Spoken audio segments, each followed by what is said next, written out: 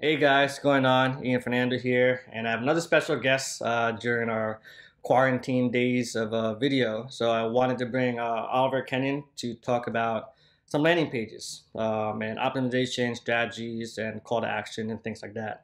In the past videos, we talked about a lot of the majority of the industry, what to do as the things as a whole, right? And now I kind of want to go deep down to certain strategies, and I think one of the most important ones is to actually discover what a landing page is, what it does, why it's important to your website, if you're doing just a standard blog post with affiliate links in, or just a strictly call to action that increases engagement. And I have Oliver here, and he's going to discuss and we're going to just overall talk about what it's all about and what you can learn specifically today to help yourself increase your conversion. So, Oliver, if you can, just introduce yourself and tell us what you do.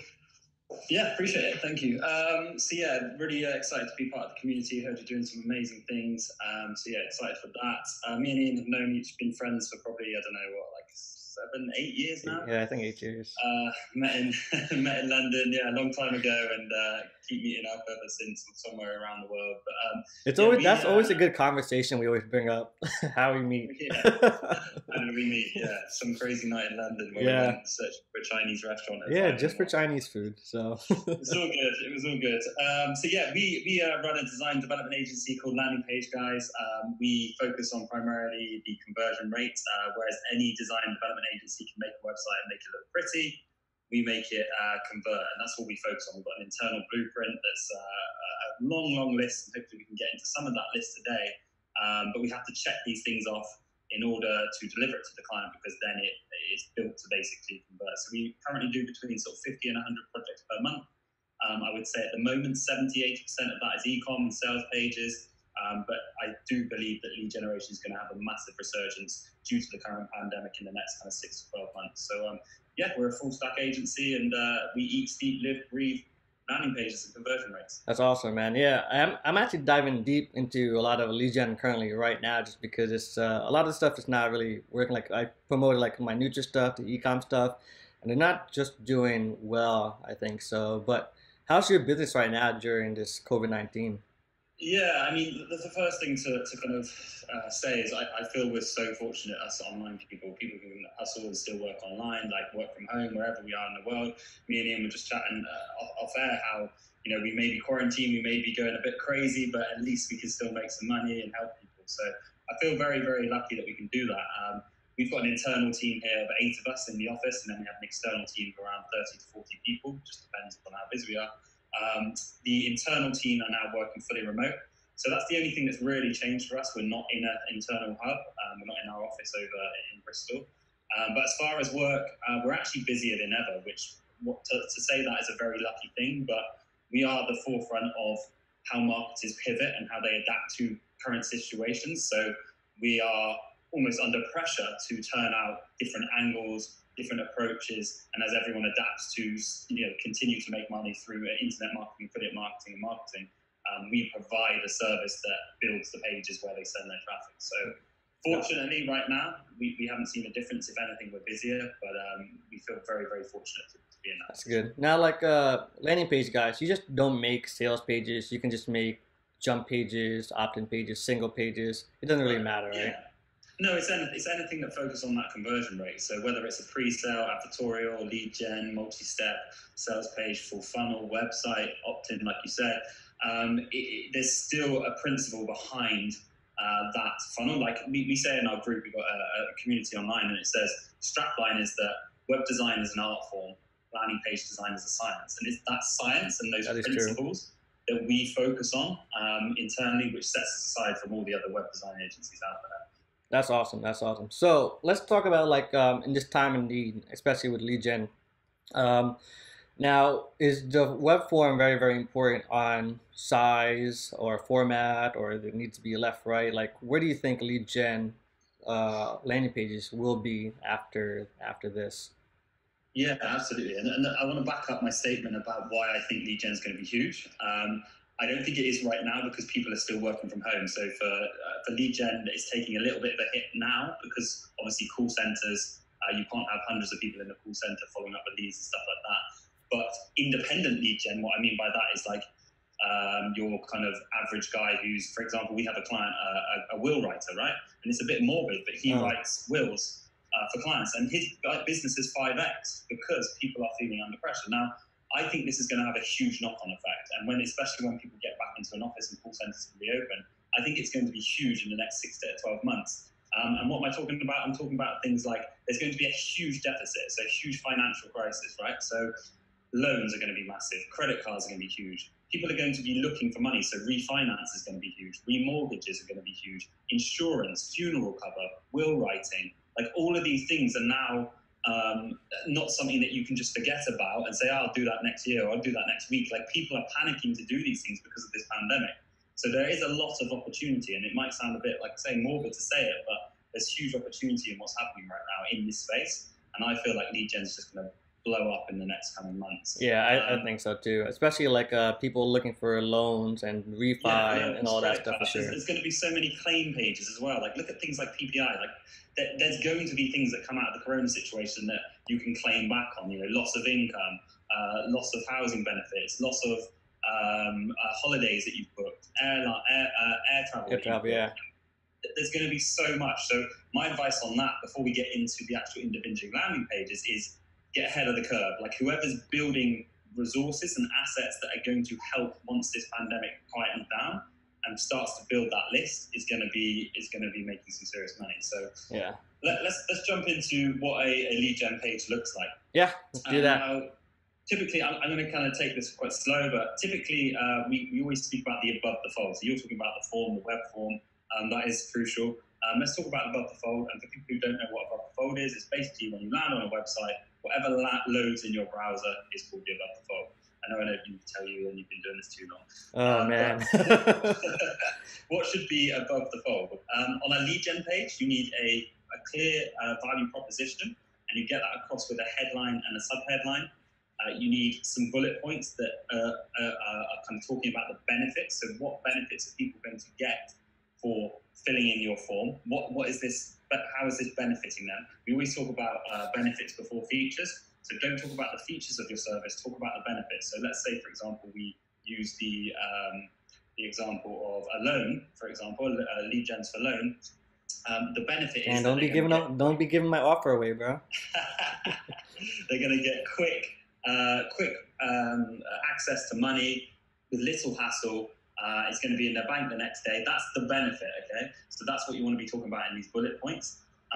You want a clear value proposition. I mentioned you need some form of social proof above the fold. So that's normally done via like a testimonial. So if anyone here is doing lead gen or ecom and they haven't got a testimonial above the fold on their landing page, they're losing money. So you need to put a testimonial in there, just a one paragraph with a picture and a person that says, you know, I use this service, I got instant cash relief, and now I can afford to pay my bills for the next month, whatever it may be. And then you need that form. You're absolutely right. So typically on a lead gen page, the form will be on the right-hand side. You need to make sure that form sticks out. If you have, for example, like your style guide is the color blue, don't make your call to action button or your form in the color blue. You don't want it to kind of merge in with the rest of your page. So make it stand out. Make sure it kind of guides people through. The top of the form, you should have like a nice little bit of a sentence that just says something like, you know, it only takes 2 seconds, fill in this form for a free quotation now, or something like that guides people through that journey. Then you have your fields and then a strong call to action button. And one little tip, put an emoji on the end of your button. I know it sounds absolutely ridiculous. I do that, that's the world we live in, and people associate with them. They're also directional cues. We still haven't been able to beat this pointing emoji, okay? So put that at the end of your call to action button, your CTR is going to go through. It's interesting. So somebody's landing page, I do have the headline, right? And then I do sometimes use the subheadline. Now, let me ask you this. Is there an attitude that you put in the subheadline? Because I know a subheadline is more of like, let's say the headline is like, are you ready to make money today? Find out why. Questions, right? Yeah. And then the subheadline is like either an emotional contact, fear, or some type of directional emotional response, like find out why your neighbor gained X amount, whatever, right? So what kind of subheadline do you think is necessary? Like, are all landing pages needed for subheadline? Because I don't use subheadline that much. I would, because I think think those bullet points are really important. Those kind of always, it sounds weird, always go odd on your bullet points. So we could do 3 or 5, but those bullet points are really important. Instead of having like a lot of people have like a paragraph of text, and people just won't read it, especially on mobile, they just won't read it. Yeah. So change that paragraph of text into like a bullet point format, bold some important words, put some green ticks next to them. But when it comes to headline and sub-headline, you're right. Most people will lead with a question as a headline, and then they'll have a feature-driven sub-headline. So it'd be like feature-driven, like you just said. Sorry, this is what most people do. This is wrong, by the way. So most people will automatically go to a question. So do you want to make more money? Question mark. And then they'll have like a feature-driven sub-headline that would be something about like the course or whatever they're trying to say. So let's say it's work from home. So it'll be like 12 hours of incredible content. Okay, that's a feature of that service. Correct. Features don't sell. Okay, so benefits sell, features tell. So what you want to do is flip that headline and sub-headline into a benefit. So how do we do that? Well, it used to be that the headline was, do you want to make more money? Question mark.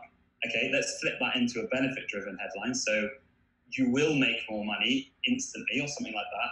And then the sub-headline might be something like, 12 hours of incredible content. Well, let's switch that to a benefit. What's the benefit of someone who's going to watch that content? That's what we really want to say. So it would be something like, easily digestible content that will make you money instantly. That's the benefit of me watching that content. But us as product owners and as service owners or people who run lead gen offers, we always like to focus on the feature because we think it's what sets us aside, and it couldn't be further from the truth. Like there's an old, Ian, I'm sure you've probably heard this, but there's an old ad which is amazing. It's a visual, right? Okay, so you've got 2 ads. And this is why Apple are so good at this. They're selling 2 iPhones. They're exactly the same phone. So let's say, I can't even keep up. What is it? iPhone 11, some shit like that. Let's say like iPhone 11, okay? Exactly the same phone. And it's a picture of a person holding the phone. Exactly the same ad, same image. The text above this one here says the all new 12 megapixel super zoom camera, okay? It's feature-led. It's feature-led. This one is exactly the same ad, but the text above says, take pictures of your family that will last forever. And that ad there that's benefit driven will convert like 3-4 times better than that. So when you're thinking about content, headlines, sub-headlines, just remember, features tell, benefits sell. And another one I'd like to touch on, which you kind of touched on, is, again, it's a cliche, it's a saying, but market the problem and then sell the solution. Yeah. So what is the problem? How are people going to benefit from your solution and then sell the solution? Okay. I think more so like the benefits becomes more like a storytelling side, and it's more relatable to the end user, and that's why I think benefits is the key word. Yeah, and that's the reason why it's more and more effective. So exactly. Now talk about lead gen. Now I have 2 styles landing pages for lead gen. Usually it's a double column or a single column. Now what do you think does better? It depends. It depends what offer you're promoting. So what we will do is we will tend to keep them single column. Apart from, do you mean like above the fold? So left It's everything obviously above the fold. Like right now I have 2 landers which I'm going to be testing today. One is a single column survey, and the other one is a single column, double column survey, right? Which will lead to the affiliate. 2 steps, sorry. Yeah, 2 steps. Yeah. Perfect. So it makes sense. Okay. So the reason, so how you differ this is the amount of questions that you need to ask, and I'm going to give you examples again. So let's say, for example, you're doing lead generation for the latest affiliate marketing guide. We all know Ian creates some incredible Adventures.com. There you go, exactly. Like he's been doing this shit for like, I don't know, 15 years. So we all know that he can create some incredible content. So he has this guide, right? And he wants to put it out there. Now, all Ian wants from us to get this guide is going to be an email and a name. And maybe a few more details like your Skype, your current income. Let's say he wants to generate 5 questions for us to download this free guide. That would be single step. Let's now flip it and say you want to do something like a life insurance offer, a funeral cover offer, whereby you have to ask a lot of questions. So it's not just name, email, it's name, email, address, do you smoke, do you have a partner, does your partner want cover, what are their details? Like sometimes these kind of offers can be 20 fields. That's when you want to flip it to what we call a multi-step page. So not even 2-step, multi-step. And you've probably seen these guys, but this is how you do it. You do like simple yes or no questions. Yeah, it's literally like a yes or no. Yeah. So it's like, are you male or female? Click the button, bang, next step. What's your income? This, bang, next step.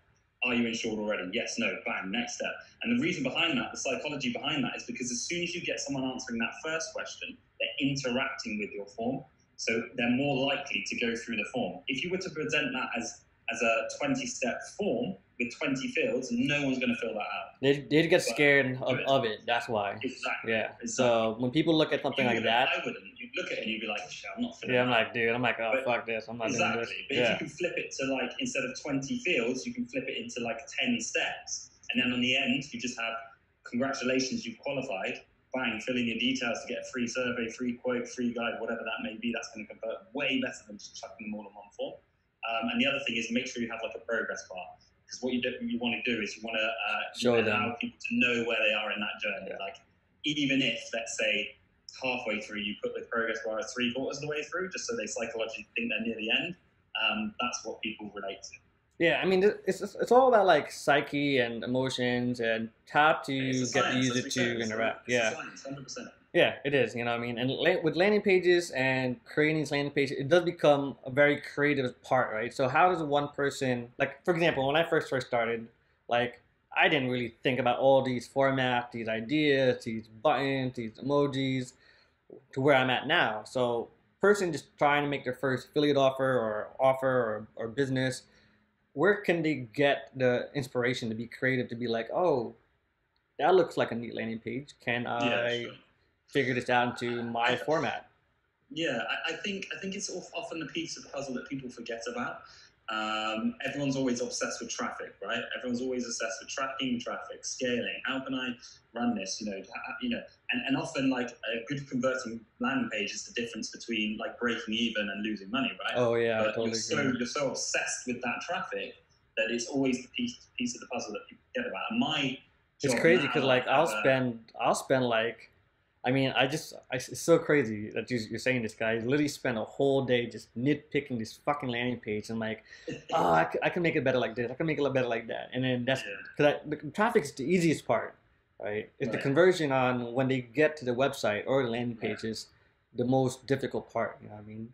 So exactly, and that's what we focus on day in, day out. But how can people do it themselves? Well, you have to learn from your data, of course. But there are free resources. I'm going to be very biased, but obviously because this is what we do. But my whole position in our company now is doing more of these interviews and educating people on why the landing page is so important and how they can optimize their landing pages for themselves. Not necessarily saying use us, because not everyone is ready to use us. Not everyone wants to use us as a service, and some people like to learn it themselves. Like Ian, like, don't take this the wrong way. You could afford to hire us to do your landing pages, but you still like to do that process. That's great because you want to learn and do it yourself and continue to evolve your skills. That's fine. That's not a problem. But if you want to learn by yourself, you have to look at the data. You have to test different things. What I would say is we have a free YouTube channel.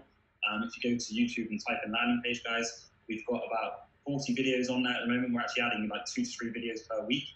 Whereby we break down the anatomy and how your landing pages should be done.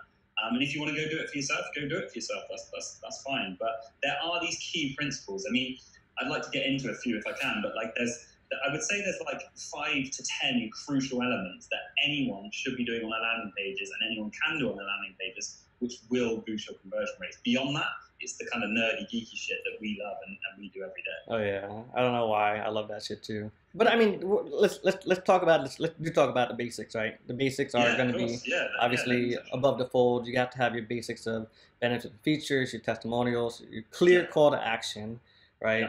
And so yeah, let's quickly break down to 5. Let me break down like 5. Okay, cool. So number 1, and this is only going to speak to people who are doing volume, and by volume I mean kind of like beyond your sort of 2K a day standard traffic. So let's say you're at like 5K, 10K, 20K. Some of our clients are 100K plus a day on traffic. It's crucial that you optimize for page speed. When you get above a certain amount of traffic, you'll see a huge amount of difference. If you optimize for page speed. So what I mean in layman's terms and basic terms is the quicker your page loads, the more it's going to convert. Now, how do we do this? How do we optimize? How do we check? There's some free tools online. One is gtmetrics.com. The other one is tools.pingdom.com. Or if you just Google Google Page Speed Insights. They have a mobile and a desktop one. All of these are really good. All of them are free. You input your landing page URL, and it's going to spit out exactly how fast your landing page loads, but it's also going to give you a report that you can send back to your dev, or you can pick apart yourself to optimize your page. Now, the biggest mistake people do is they serve videos from YouTube and they don't optimize their images. Anyone can do this. You don't have to be technical to do this. I'm not technical in the slightest. Ian, you're good friends with my co-founder Andy. You know he's the technical one. I'm just the one who does all this talking shit. But anyone can do this, right? You get a landing page. You get your landing page. You download all the images. You just right-click, download all the images. You Google again, and you Google a free image compression tool. There's hundreds of them. You run your images through a compression tool, and then you re-upload them to your landing page, whether you're using ClickFunnels, HTML, WordPress, Shopify. It doesn't matter. Just re-upload your images, and your page will load quicker.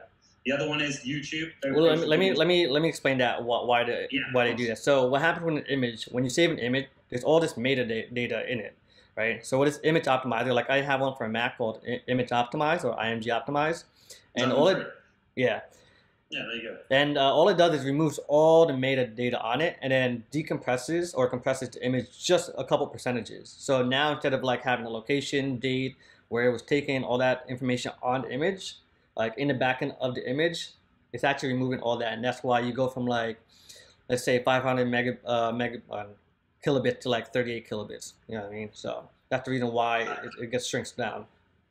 Exactly, and yeah, again with the videos, like YouTube will serve your videos quite slowly. So if you use something like Vimeo or Wistia or something like that, they'll host your videos quicker. But anyone can swap out their images and videos. That's one thing you can instantly do to improve the conversion rates on your landing page. So anyone can do that. I go challenge you to do that. You'll see a big conversion rate. The second most important, or all these things are important, but one that we see and live by is following what's called the AIDA principle. So AIDA stands for attention, interest, desire, action. Now, I'm not going to do it too much justice on this with Ian. However, you can Google the AIDA principle and you'll read all into it. But what I will say is it basically is the Scientology behind how your landing page should be laid out, and the user journey you take your users through. The easiest way to explain it is imagine your landing page as an A4 piece of paper, okay? So it's an A4 piece of paper like this. Split that piece of paper into half and then half again. So you've got 4 quarters. You've got attention, interest, desire, and action. And this is quickly what should be in each section. So when you load, that bit above the fold is the attention section. How do we get your attention? Me and Ian have just touched on that. It's headline, subheadline, bullet points, testimonial, social proof, strong call to action, and you might want like an image or a video of your product or service. Then it comes to the interest section, that's second in the 4 down the A4 piece of paper. How do we pique people's interest? This is where you need to get clever. You need to put your head into the mind of the consumer who's going to be visiting your page, and you need to pique people's interest. So how do we do that? Well, we tell them how easy it is to utilize our service or product and what benefits they're going to get from doing that. Okay, so that's what needs to be in that second section. Moving down, we've got that third section out of 4. Imagine that A4 piece of paper, the third section down, it's desire. Now, this is a huge one. Social proof is key, and it's really, really kind of crucial in the generation we live in. Like, we live in a generation whereby if we're going to buy a product, we're going to use a service, if we're going to go to a restaurant. Remember the days when we used to be able to go to restaurants, by the way? Yeah. If we go to a restaurant, a bar, and we're in a random town, like me and Ian have done it. We've been in Barcelona before, and we want to go for some food. We're in London, we want to go for Chinese. We'll Google that, and we'll look for the reviews, right? So we don't want to give anyone an excuse to go and Google our product, go and look for reviews about our service. So that's why that desire section is so crucial. You put your reviews, your case studies, people using your product or service, and the results they've got. And then we come to that last section on the page, and that's the action section. What is the one clearest call to action that people can take to opt into a form, to call our number, to buy our product, whatever that may be? That needs to be that action person. So the AIDA principle is crucial. Oh, I didn't even know there was an acronym for that. I was just like, okay, I need to get their attention. You just do that in your head, yeah, I'm just like, I need to get their attention. I need their interest. Now, what do they desire? Now, the call to action part, right? There you go. So you were doing it without even realizing. Yeah, that's so crazy. All your landing pages need to follow that journey. So again, just Google the AIDA principle. Number 3, we touched on social proof in that desire section, but social proof across your whole landing page is crucial. Again, if you don't have a testimonial, it doesn't have to be a long testimonial. One little testimonial, one paragraph with the face, name of that person, and 5 gold stars, a above the fold is going to make you more money. So if you don't have social proof above the fold, then you're losing money. So again, it could just be like a rating, like rated 5 out of 5 by 600 people, whatever it may be, with some gold stars. That's how you can do it really small on mobile, above the fold. That's a really good way of doing it. You need that desire section, you need case studies, you need reviews and testimonials. So social proof is massive.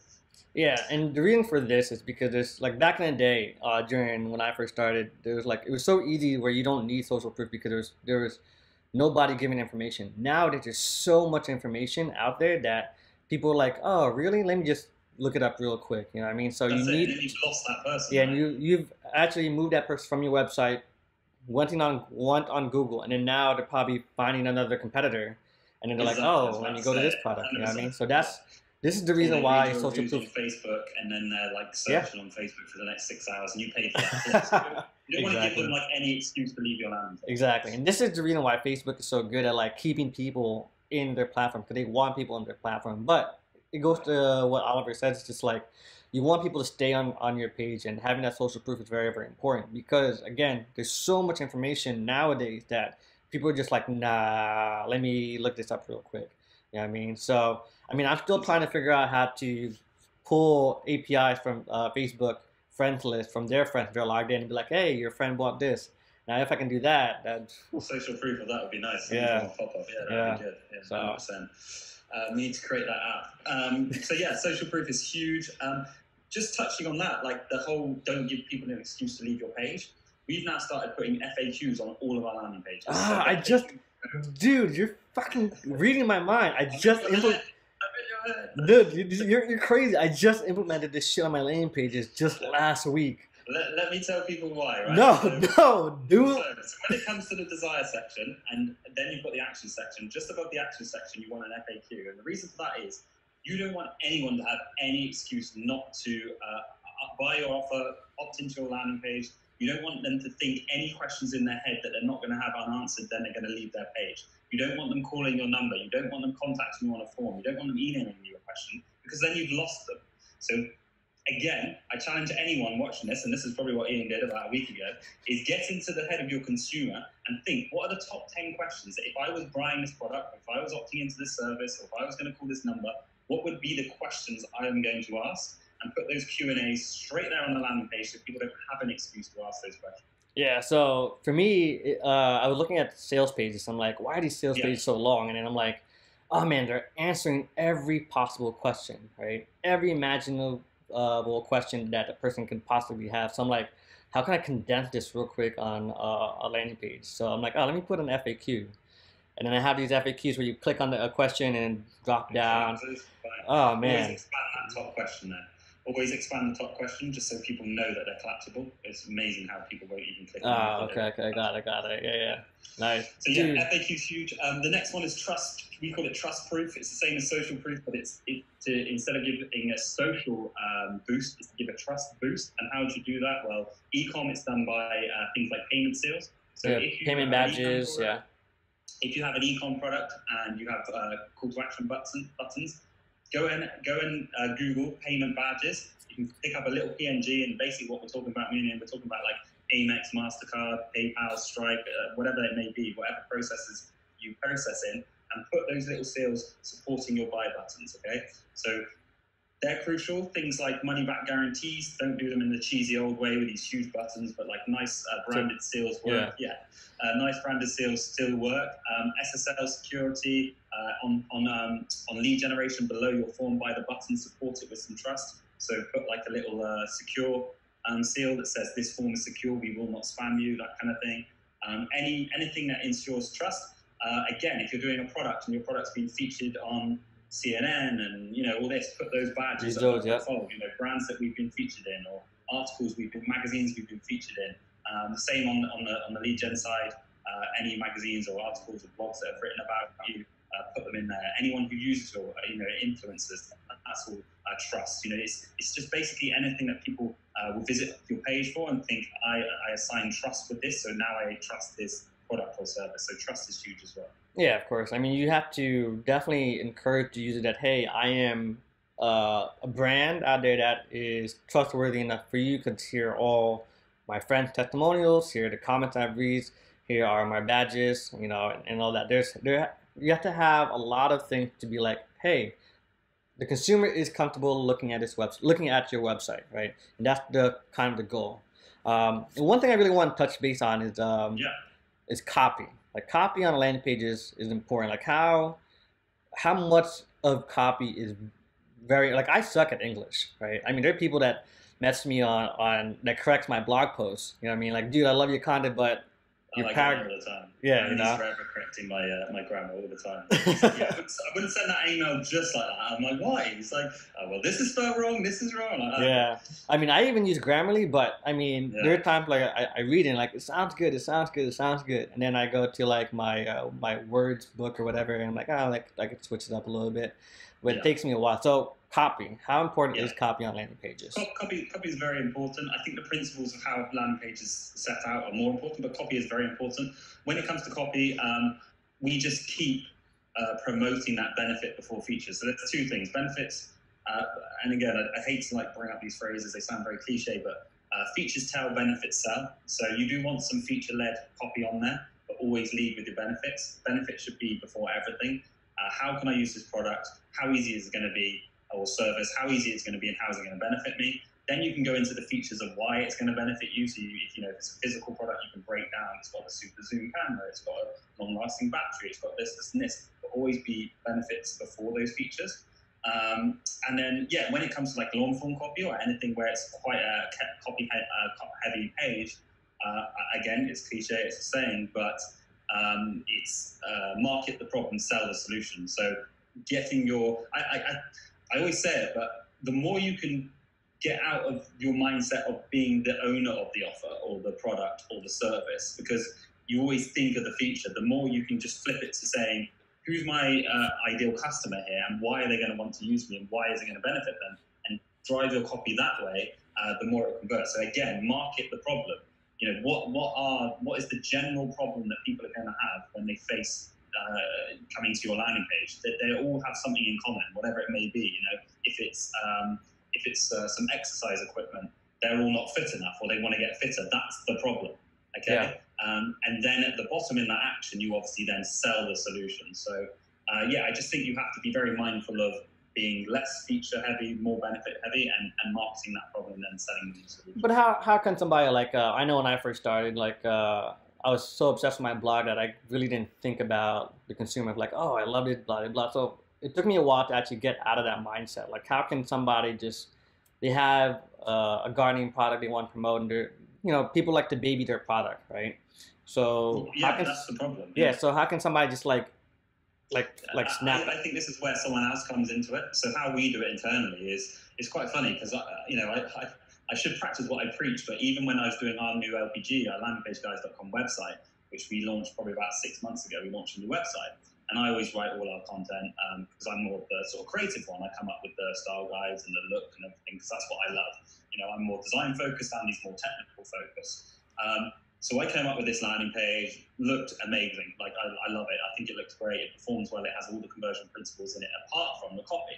Because again, I sent it to Andy, and Andy was like, yeah, but you've just written about all our features. And I was like, what? I was like, and I'm looking at the headlines, and I'm thinking, yeah, they're all feature driven. So it was great exercise for me to sit with Andy and just pick apart each headline. And I would say the headline, like I would say, for example, we skyrocket your conversion rates. Okay, that is still feature driven. Yeah, there's no benefit to that. What is the benefit of of us skyrocketing people's conversion rates? It's that they make more money. Like, so he sat me down. He was like, okay, that was the feature headline. Flip it to a benefit. So like it was really hard in my head to overcome it. And I was like, oh yeah, okay, so that's the feature. What's the benefit? And he would like drum it into me, and I'd be like, no, that is it. He's like, no, what is the benefit of people skyrocketing their conversion rates? It's not that they skyrocket conversion rates. They get nothing intrinsically from going, I've got a 10% conversion rate. What's the benefit from it? Okay. Oh, okay. So they're going to make some more money. So again, like I would say something like on our landing page, like, we've got years of experience. That's not a benefit to someone. That's a feature of our service. Yeah. So again, my head's going, no, it's great. That's great. We have got years of experience. But Andy's going, yeah, but it's not a benefit. Like people don't they do benefit from it, but what is that benefit? So the benefit of years of experience is that we get to cut out years for the consumer. You know, we can use our experience to make sure that, you know, we are delivering the best product for them. That's the benefit. So I would maybe challenge you to sit with your best mate. I mean, that might be hard right now with the situation we're in, but get on a Zoom room and just run through your copy with any of your affiliate marketing mates and just kind of look at the copy and think, is this benefit driven or feature driven? And it's quite a hard mindset to kind of get into, but force yourself to do it and just put A against B. And once you've completed B and read through it, you'll be like, oh, shit, yeah, that is better. That is better. I think there has to be a very good distinction on benefit versus features, because I also do get stuck in a mindset where like, oh fuck, that sounds good, and then I read it and I'm like, nah. This is like, I'm not getting anything out of that. So that has to be a feature, right? You know what I mean? Yes. So it is very, very difficult, and I don't think there's any format to decipher features versus benefit, especially if you're doing a solopreneur or solo affiliate or whatever. And it's definitely tough. I mean, I've argued it myself. Obviously, Oliver has done it himself too. So it's like, you know, you really have to look at it. Is usability. So if you Google like you probably heard of it before, but if you Google like 5-second tests, there is resources whereby you can upload your copy or your website or landing page, and people will come on. It only costs like $20 for like 30 people. They'll come on and have 5 seconds to tell you exactly what your website does, and it's quite interesting to get feedback from that, because again, if you're not clearly getting across your value proposition and that above the fold and on your copy, then you're doing something wrong, but they will tell you exactly what they think you do. And if, 10 out of 20 people can't tell what you do, then you need to change that. Yeah. That's funny, because I've actually used usability testing on my software stuff. Never on my landing page stuff, for sure. But for my copy, I've definitely taken some copywriters from Fiverr. And, I'm like, here's my copy. Is it good? Here are my format that I need to do. And they'll crack it. You know what I mean? So Upwork's a great resource, or we've got a really high-end copy partner that we refer all our clients to. So just shoot me an email if you want to speak to him, but he's a bit more expensive than kind of Fiverr and stuff like that. Cool. So damn, we're hitting up pretty long here, and we have a lot of information here from Oliver. I want to thank Oliver for getting on this call and basically breaking down everything about what landing page is. And as you can tell, there's a lot of stuff that is needed for landing pages, from the basics of headlines, sub-headline, benefits and features, and obviously your CTA, which is your call to action. And then, Oliver, is there anything else you want to add on to this? It was a really good conversation, though. No, I'm good. Like I said, I'm buzzing to be a part of the community. You've done such a great job so far. If the guys want us back and we can do maybe a live Q&A or something about landing pages conversions, then make sure you leave a comment on this video wherever Ian posted it. But just check us out at landingpageguys.com, or if you want a kind of free group about landing page optimization, just head to landingpagelab.com. That's interesting, because I'm actually going to do like a group call with my ad vendors group, like probably next week. But because I want to test more stuff with my group on like community-driven, more engagement rather than chat. So yeah, that'd be interesting to see. I'll take you up on that. So, well, guys, that's it for right now. You'll see this. Leave, subscribe, comment below, and I'll see you soon. And if you have any question for Oliver or me, just go ahead and leave them in the comment below, and we'll get back to you. All right, guys? Thank you. Thank you, Oliver, for being on this call, too. Thanks. Thank you.